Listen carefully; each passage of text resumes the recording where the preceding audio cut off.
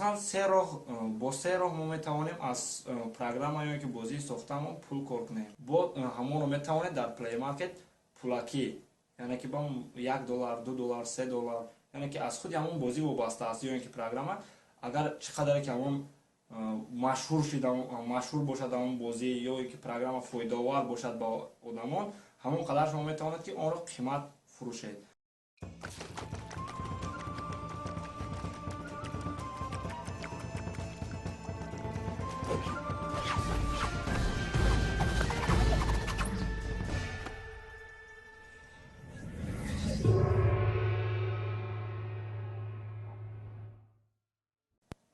салом, ман Исматулло ҳастам ва ин канали Абдуллоев мебошад.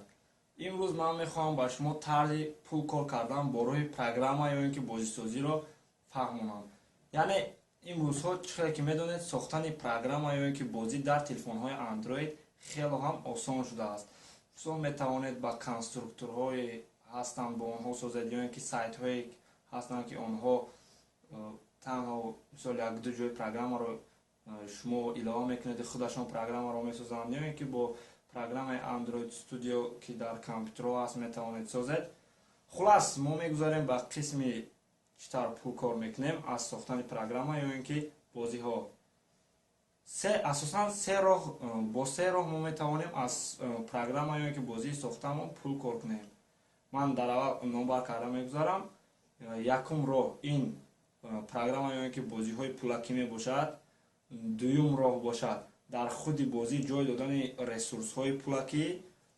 сеюм роҳ бошад ин бо роҳи ҷой додани реклама, яъне баннерни реклама дар дохили ҳамон бозӣ ё ин ки программа. акнун дар бораи ҳар яки онҳо ман мехоҳам ба шумо фаҳмонам. дар якум роҳ, яъне ки бозиҳо ё ин ки программаҳои пулакӣ, мо гӯем ки агар программа ё ин ки бозии сохтаи мо он қадар машҳур набошад, он қадар ба одамон дилписанд набошад, мо ин роҳро истифода бурда наметавонем. аз сабабе ки мисол шумо худатон фикр кунед, агар як бозӣ ё ин ки программае ки бемаъне бошад, на бозии соз бошад, на ки программаи фоидаовар бошад, шумо онро мехаред? Не, намехаред.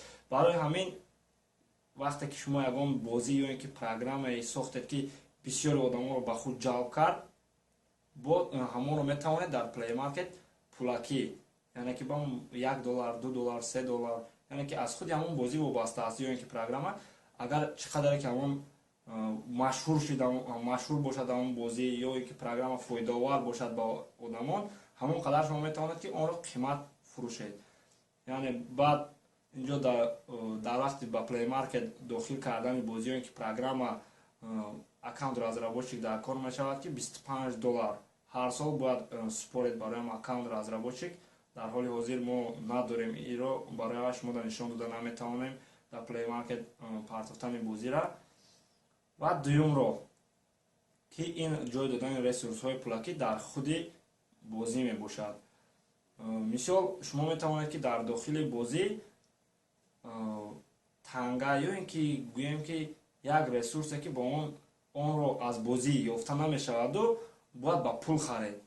мисол ман як мисол меорам, бозие ки тақрибан 80% одамон мешиносад, бозии Clash of Clans мебошад.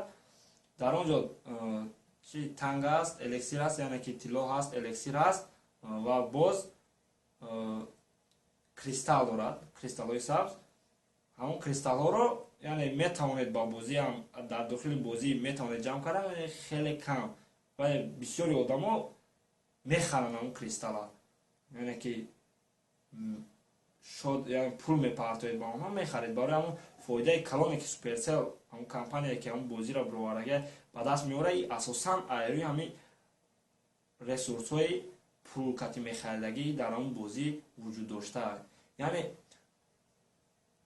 бозӣ агар популярӣ набошад, машҳур набошад, намешавад ҳамон ресурсҳои пулакиро дохил кардан. ё ин ки ягон бозиҳои шавқоваре ки саволода мисол биёрам, саволода ҷавоб дода рафтаам мегиред, на як саволи қиинтар меояд, бояд ҳамонро як ресурс дошта бошед ки ба ҳамон ресурс харид шумо метавонед ҳамон ресурсро пулакӣ кунед.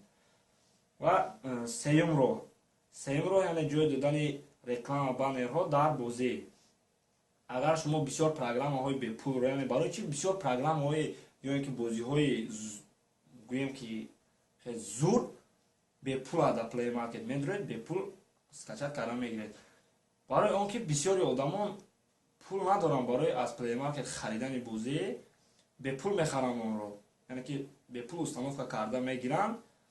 баъд дар дохили бозӣ агар вақте ҳамон программаҳои ё ин ки бозиҳои бепулро скачат кардед, интернетатонро гирён карда баъд ба дохили авад дароед, ҳатман дар як ҷояш ҳаст баннерни реклама, мисол дар таг мебурояд, ё ин ки дар боло мебурояд, ё ин ки дар баъзе бозиҳо боз ҳаст.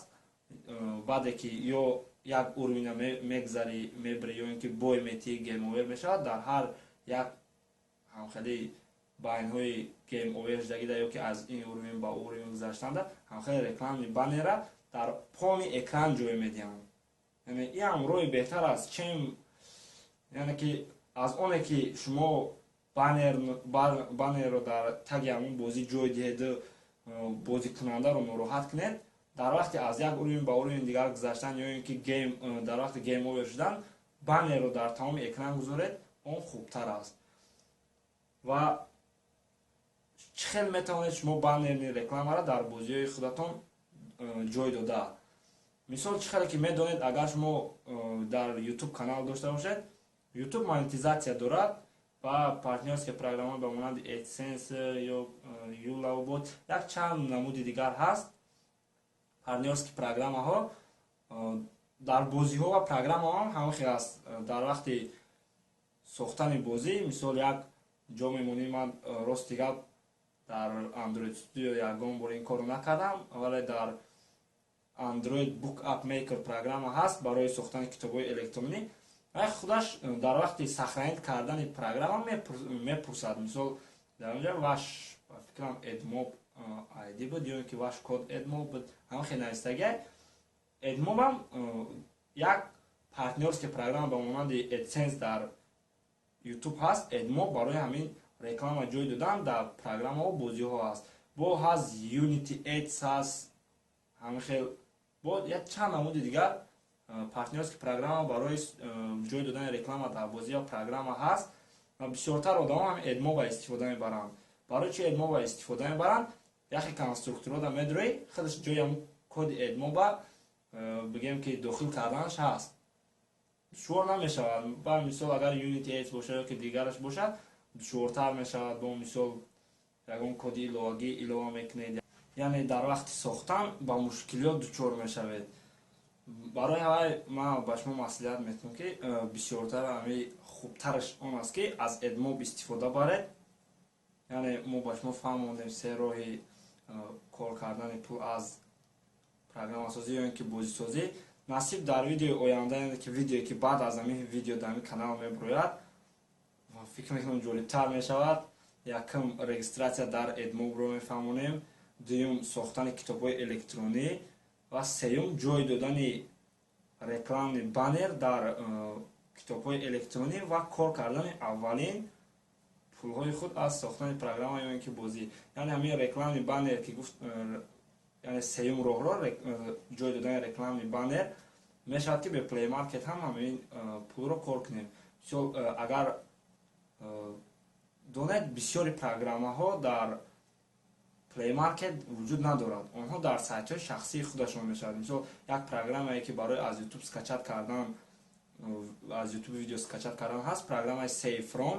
дар Play Market ҳамон программа нест, леки сайти шахсӣ ҳамон Save From дурои дар онҷа ҳаст. шумо ҳам метавонед мисол дар файлабменико ҳамон программае ки сохтагии рекламни баннер дорад, дар файлабменик партоед ҳамонро муроҷиат кунед ба дигаро ки мисол ҳамхели программа ҳаст, дуроед скачат кунед, силкаша бимонед ва ҳавай пул кор кунед. дар боз як маслиҳати дигар ки агар ҳамон программа ё ки бозиҳое ки месозед рекламни баннер ҷой мекунед, ҷой медиҳед, яъне агар онҳо ба воситаи интернет кор кунанд, боз ҳам хубтар мешавад. чаро? мисол вақте ки агар программаи шумо бе интернет кор кунад ё ин ки бозии шумо бе интернет кор кунад, бисёри одамон интернетро мекушанд, кор карда рафтан мегирад, рекламаи баннери шумо намебурояд дар ҳамон программа ё ки бозӣ. барои ҳама агар программа ё бозӣ ба тариқи интернет кор кунад, боз ҳам хубтар мешавад.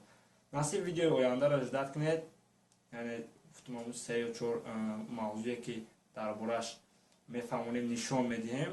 афсуски мо ин 3 роҳа нишон дода натонистем, барое ки аккаунти разработчик надоштем дар ҳоли ҳозир. мо иншоалло боз дар оянда ҳамеҳоро нишон медиҳем.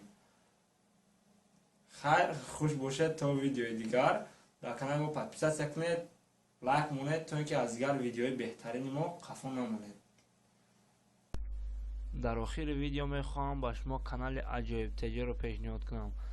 канали навтаъсис аст, аммо ба ин нигоҳ накарда бисёр ҳам видеоҳои хуб ва дар мавзӯъҳои ҷолиб дорад, ба монанди приколҳо, тайёр кардани интроҳо, маълумот дар бораи программаҳо, гӯштин ва боз хело видеоҳои ҷолиби дигар.